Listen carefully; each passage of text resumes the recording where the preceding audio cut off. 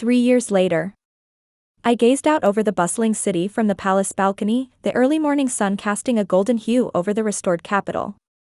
The kingdom was thriving once more, its people united and hopeful. It had taken years of hard work, but we had finally rebuilt what Sir Roderick had sought to destroy. Today was the day of my coronation. I was about to become the first queen to rule my kingdom. As the sun rose higher, the palace came alive with the hustle and bustle of preparations. The grand hall was adorned with banners, flowers, and the royal colors, all in anticipation of the coronation ceremony. The air was filled with a mix of excitement and reverence, a stark contrast to the dark days of Sir Roderick's reign. I adjusted my gown, a magnificent creation of silk and satin. It felt strange, whenever I always imagined this day with me wearing a pants and not a dress that took 5 handmaids to get me into. I kind of missed the simple dresses I used to wear back when I lived in the village. A knock at the door drew my attention. Marcus entered, his face beaming with pride. "Your Highness, the council is ready. The people are eagerly awaiting their new queen." I smiled, grateful for his unwavering support. "Thank you, Marcus. I couldn't have done this without you and Alara." He bowed slightly, a hint of sadness in his eyes at the mention of Alara. "She would be so proud of you, Isabella." Taking a deep breath, I followed Marcus through the palace corridors, each step bringing me closer to the throne room. My parents walked beside me, their expressions a blend of pride and emotion. They had accepted me as their daughter, embracing the new reality with grace and love. The grand doors of the throne room swung open, revealing the assembled nobility, advisors, and citizens. The room fell silent as I entered, all eyes on me. At the far end of the room, Thunderstrike rested in its sheath, a symbol of the power and responsibility that now rested on my shoulders. I approached the dais, my heart pounding with a mix of anticipation and determination. The high priest stood beside the throne, holding the crown that would soon adorn my head. I knelt before him, the weight of the moment settling over me. "Isabella Thorne," the high priest intoned, his voice resonating through the hall. "Do you swear to uphold the laws of this kingdom, to protect its people, and to rule with wisdom and justice?" "I swear," I replied, my voice steady and clear. He placed the crown upon my head, and I rose to my feet, turning to face the gathered crowd. The room erupted in cheers and applause, the sound echoing through the palace and out into the city beyond. It was a moment of triumph, a testament to the resilience and strength of our people. As I took my place on the throne, Thunderstrike at my side, I felt a sense of peace and purpose. The journey had been long and arduous, but it had led me here, to this moment.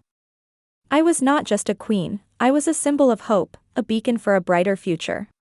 The celebration continued long into the night, the palace filled with music, laughter, and joy. As the festivities wound down, I found a quiet moment to reflect on the path that had brought me here. Alara's words echoed in my mind, a reminder of the legacy I carried and the promise I had made. With a determined heart, I looked out over the kingdom I had fought so hard to save. There were challenges ahead, but I was ready to face them. For the first time in a long time, the future seemed bright, and I knew that together, we would build a kingdom worthy of its name. Suddenly, one of the guards came out to where I was.